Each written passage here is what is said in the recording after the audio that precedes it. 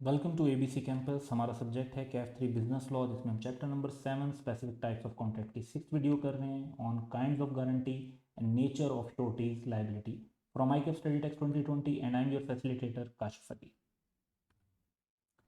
सो guarantee की दो types होती हैं, स्पेसिफिक गारंटी और continuing guarantee.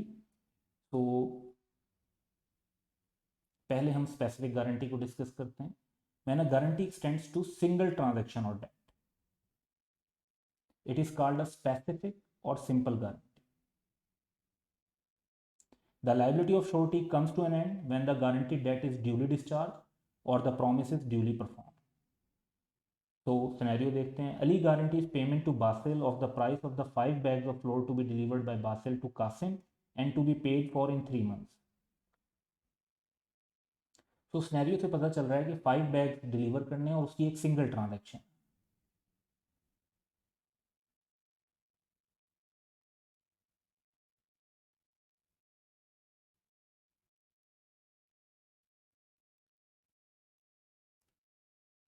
Basil delivers 5 bags to Qasim. Qasim pays for them.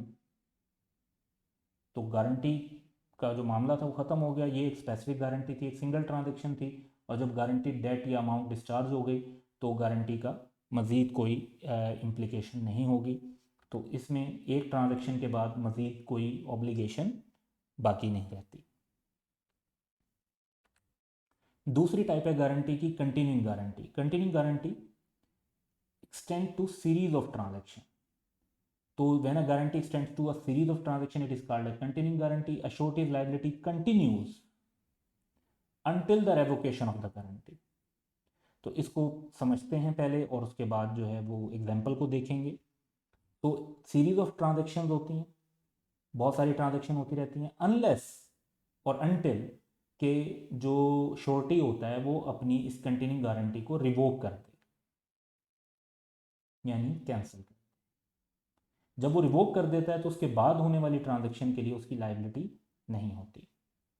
तो एग्जाम्पल देखते हैं। Amjad in consideration that Babar will employ Kasim in collecting the rent of Babar जिम्मेदारी promises Babar to be responsible to the amount of ₹5,000, यानी एक limit लगा दीजिए आपने guarantee की, maximum amount 5,000 for the due collection and payment by Kasim of those rents. तो ये continue guarantee है, वो रेंट कलेक्ट करेगा, फिर ला कर दे देगा, फिर मजीद पैसे लेगा, फिर ला कर दे देगा, फिर मजीद पैसे लेगा, फिर ला कर दे देगा, और इस तरह से ट्रांजेक्शन पे ट्रांजेक्शन होती रहेंगी और गारंटी भी कंटिन्यू करेगी हर ट्रांजेक्शन के लिए। लेकिन जब भी जो है अमजद जो है जो गारंटी दे रहा है वो रिवोक कर देता है कि जी आइंदा की ट्रांजेक्शन के लिए मैं लायबल नहीं हूँ, आइंदा के रेंट्स के लिए मैं लायबल नहीं हूँ, तो फिर उसकी लायबिलिटी नहीं होगी। तो ऐसी गारंटी जो सीरीज ऑफ ट्रांजेक्शन के लिए होती है उसे कंटिन्यूइंग गारंटी कहते हैं।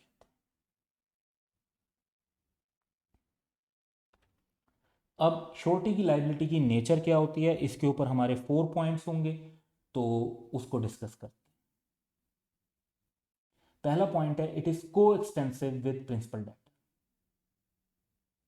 तो को एक्सटेंसिव का मतलब है कि इसका एक्सटेंट उतना ही होता है जितना प्रिंसिपल डेटर की लायबिलिटी का होता है। तो जितनी लायबिलिटी प्रिंसिपल डेटर की होगी उतनी ही लायबिलिटी श्योरिटी की होगी, अनलेस अदरवाइज एग्रीड। यानी अगर डिफरेंट अमाउंट कोई लिमिट वगैरह डिसाइड कर लेते हैं फिर तो वो है, लेकिन अगर कोई लिमिट डिसाइड नहीं होती तो equal to that of principal debtor.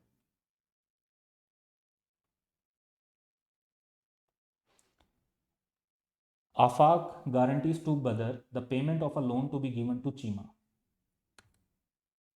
On default by Chima, Afaq is liable not only for the amount of the loan but also for any interest and charges which may have become due on it. अब principal debtor की तरफ से default हुआ तो principal debtor liable है for the amount of debt, फिर delay की वजह से जो इंटरेस्ट हुआ वो, और फिर रिकवरी के अंदर जो एक्स्ट्रा चार्जेस लगे उसके लिए भी। तो प्रिंसिपल डेटर की लायबिलिटी 3 चीज़ों के लिए है। तो श्योरिटी की भी जो लायबिलिटी है अनलेस अदरवाइज एग्रीड वो भी इन तीनों चीज़ों के लिए ही होगी। So guarantee for loan, interest and charge.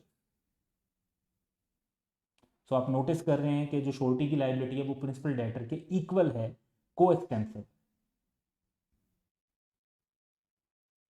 और बाद में हाँ श्योरिटी जब ये तीनों अमाउंट्स पे कर देता है क्रेडिटर को तो वो प्रिंसिपल डेटर से रिकवर कर सकता है। सेकेंड पॉइंट है लिमिटेशन ऑफ श्योरिटी लायबिलिटी। तो अगर एक कॉन्ट्रैक्ट में आप डिसाइड कर लेते हैं तो प्रिंसिपल डेटर से कम लायबिलिटी भी हो सकती है श्योरिटी की। ये लाइक श्योरिटी कहता है कि जी आप क्रेडिट जितना भी दें, मैं मैक्सिमम लाइबल हूँगा फॉर 50,000, मैं मैक्सिमम लाइबल हूँगा 100,000, तो उससे ज़्यादा की लाइबिलिटी नहीं होगी। सो एग्री ना किया हो तो इक्वल टू प्रिंसिपल डेटर होती है, एग्री करके प्रिंसिपल डेटर से कम हो सकती है, ज़्यादा तो नहीं हो सकती। सो एक्सप्रेस कॉन्ट्रैक्ट होना चाहिए, चाहे रिटर्न हो चाहे ओरल हो, एक्सप्रेस हो। तो यहाँ पर हमारे पास सिनेरियो है, Azam delivered goods of ₹40,000 to Babar on guarantee of Sarfaraz up to the amount of ₹30,000। अब देखें जो गुड्स हैं वो 40,000 की हैं, लेकिन जो गारंटी है वो 30,000 की। बाबर इज लाइबल फॉर ₹40,000, तो प्रिंसिपल डेटर की लाइबिलिटी तो 40,000 की है, but in case of is default surprise is liable for 30,000 only.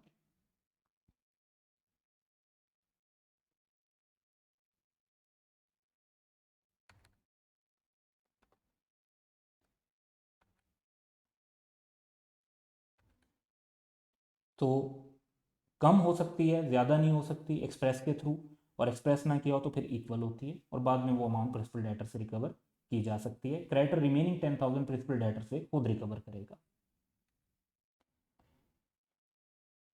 Initiation of sureties liability, तो कब श्योरिटी की लाइबिलिटी राइज होती है? It rises immediately at the time of default by the principal debtor. The creditor can sue the surety without suing the principal debtor, यानी creditor को ज़रूरी नहीं है कि वो पहले प्रिंसिपल डेटर पे केस करे, फिर रिकवरी की कोशिश करे, वहाँ से रिकवरी ना हो तो श्योरिटी पर केस करे। क्रेडिटर जो है वो डिफॉल्ट की सूरत में फॉरन श्योरिटी पर केस करके पैसे रिकवर कर सकता है।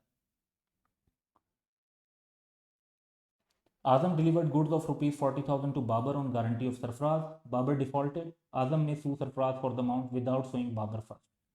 सिनेरियो देखते हैं जी, प्रिंसिपल डेटर ने डिफ़ॉल्ट कर दिया, क्रेडिटर जो है वो डायरेक्ट केस कर सकता है श्योरिटी के ऊपर without showing the principal debtor first.